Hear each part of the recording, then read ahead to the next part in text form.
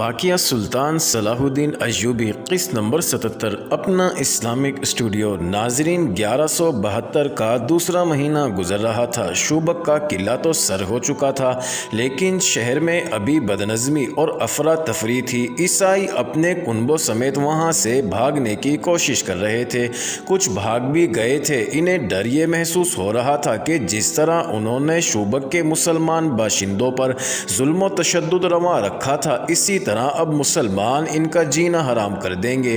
اس انتقامی کارروائی سے وہ اتنے خوف زدہ ہوئے کہ انہوں نے جب اپنی فوج کو قلعے سے بھاگتے سلطان ایوبی کے تیر اندازوں کے تیروں سے مرتے اور ہتھیار ڈالتے دیکھا تو بال بچوں کو لے کر گھروں سے نکلنے لگے۔ مسلمان سپاہ نے انہیں جانے نہیں دیا تھا۔ سالاروں اور کمانداروں نے اپنے طور پر حکم دے دیا تھا کہ شہر سے کسی شہری کو کہیں جانے نہ دیا جائے۔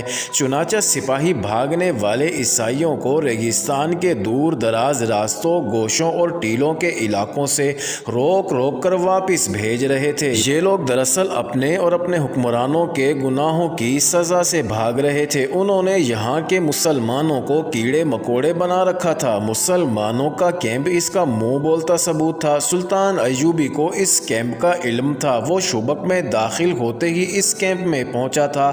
ایک اندازے کے مطابق وہاں 2000 کے قریب مسلمان قید تھے۔ یہ 2000 لاشیں تھیں۔ ان سے مویشیوں کی طرح کام لیا جاتا تھا، ان سے غلاظت تک اٹھوائی جاتی تھی۔ ان میں بہت سے ایسے بھی تھے جو یہاں جوانی میں لائے گئے تھے اور بوڑھے ہو چلے تھے۔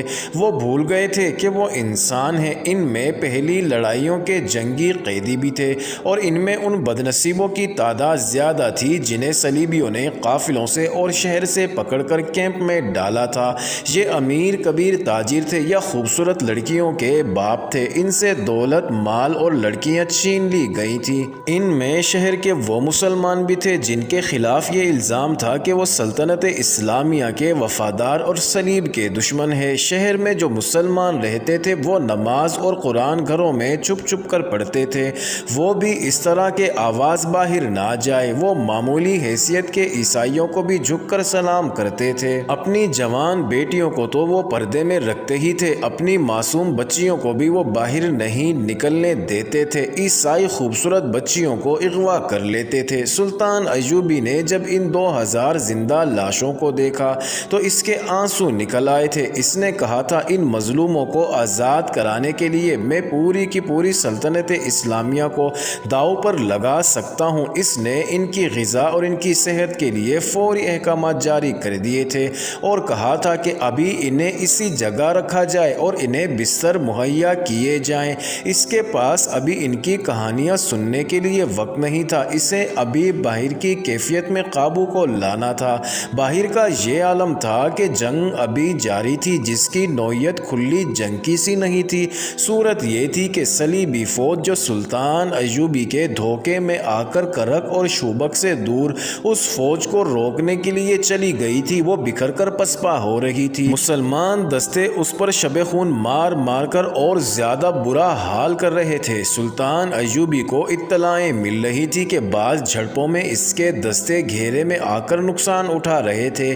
یہ خطرہ بھی تھا کہ کرک کے قلعے میں جو صلیبی فوج ہے وہ صحرا میں پھنسی اور بکھری ہوئی اپنی فوج کی مدد کے لیے بھیج دی جائے گی۔ اس صورتحال کے لیے سلطان ایوبی کے پاس فوج کی کمی تھی۔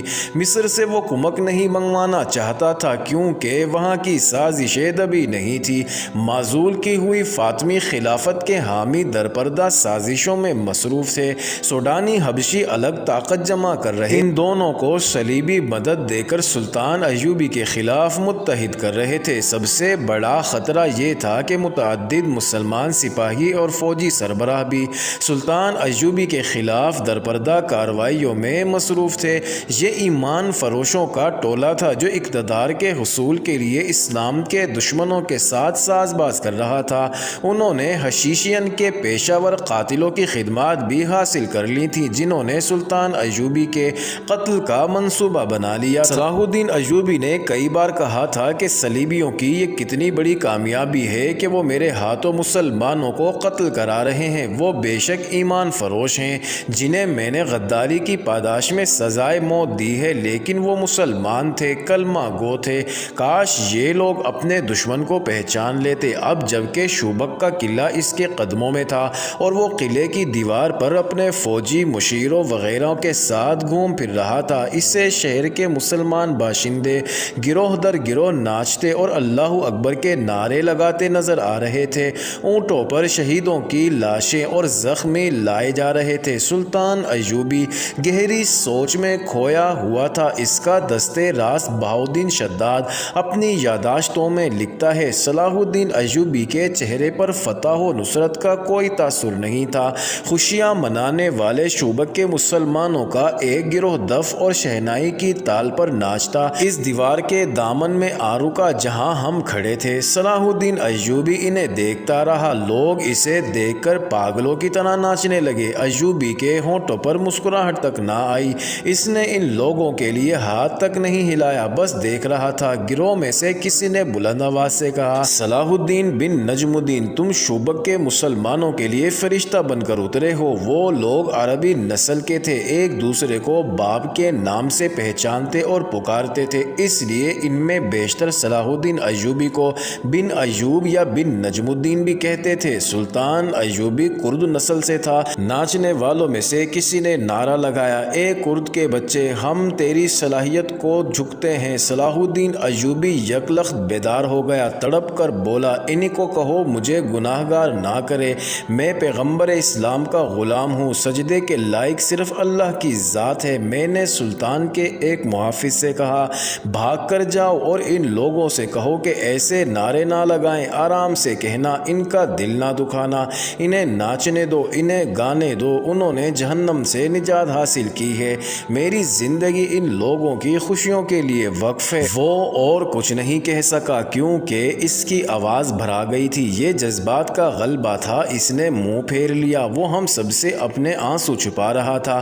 کچھ دیر بعد اس نے ہم سب کی طرف دیکھا اور کہا، ہم ابھی فلسطین کی دہلیز پر پہنچے ہیں، ہماری منزل بہت دور ہے، ہمیں شمال میں وہاں تک جانا ہے جہاں سے بحیرہ روم کا ساحل گھوم کر مغرب کو جاتا ہے، ہمیں سرزمین عرب سے آخری صلیبی کو دھکیل کر بحیرہ روم میں ڈبونا ہے۔ وہیں سلطان ایوبی نے اپنے متعلقہ مشیر کو حکم دیا کہ سارے شہر میں منادی کر دو کہ کہو کوئی غیر مسلم اس خوف سے شہر سے نہ بھاگے کہ مسلمان انہیں پریشان کریں گے۔ کسی کو کسی مسلمان فوجی یا شہری سے کوئی تکلیف پہنچے تو وہ قلعے کے دروازے پر شکایت کرے، اس کا ازالہ کیا جائے گا۔ اس نے زور دے کر کہا، ہم کسی کے لیے تکلیف اور مصیبت کا نہیں، پیار اور محبت کا پیغام لے کر آئے ہیں۔ اگر کسی نے اسلامی حکومت کے خلاف کوئی بات یا حرکت کی تو اسے اسلامی اصولوں کے تحت سزا دی جائے گی جو بہت سخت ہوگی، اور یاد رکھو اسلامی قانون سے نہ کوئی غیر مسلم بچ سکتا ہے نہ مسلمان۔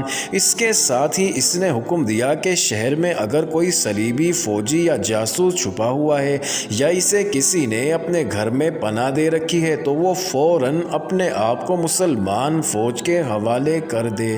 معزز ناظرین، یہ انٹرسٹنگ ویڈیو جاری ہے، اگلی ویڈیو قسط نمبر 78 میں دیکھنا مت بھولیے گا۔